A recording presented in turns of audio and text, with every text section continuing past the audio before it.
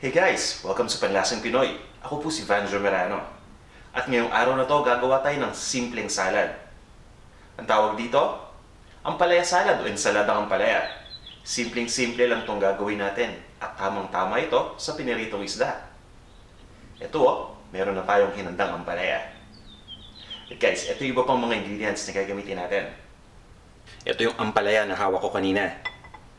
Gagamit din tayo dito ng sibuyas na pula, ng kamatis, ng paminta na durog o yung ground black pepper, pati na rin ng asukal.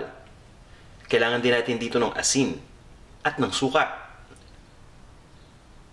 Guys, umpisa na natin. Ito yung ampalaya na hiniwa ko lang ng maninipis na peraso. Kung hindi kayo sanay kumain ng ampalaya, ibig sabihin kung napapaitan kayo, ang ginagawa ko dito, nilalagyan ko lang to ng asin, tapos nilarab lang natin yung asin dito, no? Papabayaan lang natin yan ng ilang minuto at pagkatapos ay i-rinse natin ng tubig. Yan ay kung hindi kayo sanay sa ampalaya at napapaitan kayo. Pero kung okay naman sa inyo yung lasa ng ampalaya, pwedeng idiretso na natin. Hindi na natin lalagyan ng asin yung ampalaya. Ang kagandahan kapag wala ng asin yung ampalaya at hindi na natin hugasan, nare-retain natin yung sustansya o yung nutrients dito. So sa pagkakataon na to, ang gagawin ko, hindi ko lalagyan ng asin ng ampalaya. Papabayaan lang natin to dito. Ito yung ampalaya na kakahiwa lang natin. Ang gagawin natin ngayon ay gagawin na natin yung mixture ng vinegar o yung vinaigrette nitong ating ampalaya salad. Okay? So, mag-uumpisa tayo sa suka. Gumamit kayo ng suka na gusto ninyo. Ang gamit ko dito ngayon ay cane vinegar. Pwede kayong gumamit dito ng sukang puti. Pwede rin kayong gumamit dito ng apple cider vinegar. Doon sa mga health conscious, pwede yun. Pagkatapos nyan, maglalagay lang tayo dito ng asukal na puti, ng ground black pepper, at maglalagay din tayo dito ng konting asin. So, ito yung asin. At hahaluin lang natin ito mabuti.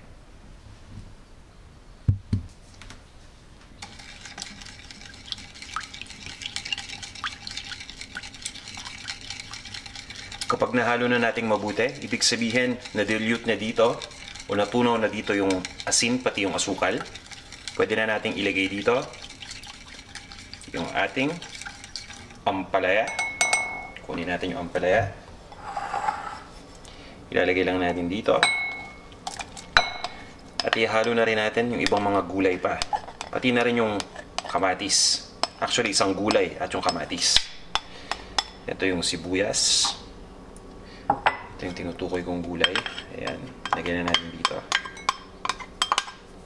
At yung kamatis. Ayan. Yung kamatis, guys, ang ginawa natin, bago natin ito hiniwa into cubes, tinanggal muna natin yung buto dito. Kaya mapapansin niyo yung kamatis, walang buto. Okay? Pagkatapos, haluin lang natin ito mabuti.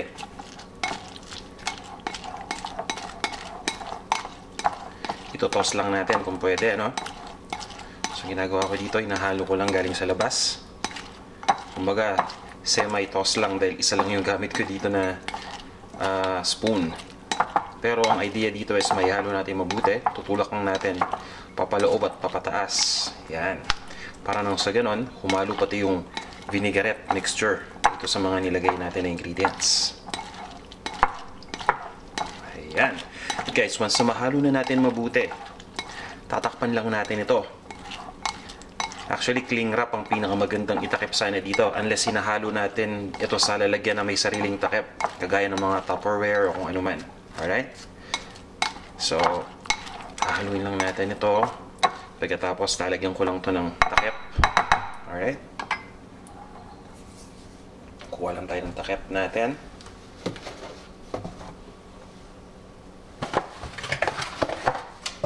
Once na makuha na natin yung pantakip dito, ay i-refrigerate lang natin ito. So, tatabi ko lang yung mga nakaharang dyan para madali nating matakpan to. So, meron tayo dito ng cling wrap.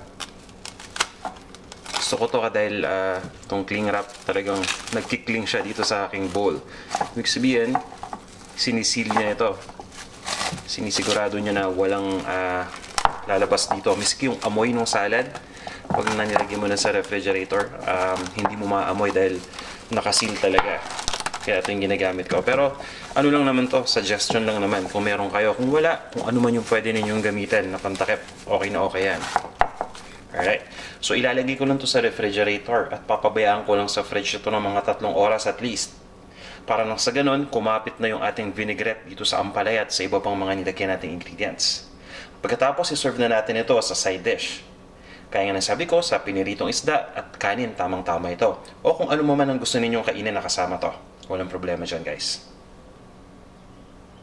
Guys, after natin ma-refrigerate, ito na yung ating ampalaya salad o ensaladang ampalaya. Ready na to at pwede na natin kainin kasama ng ating paboritong ulam.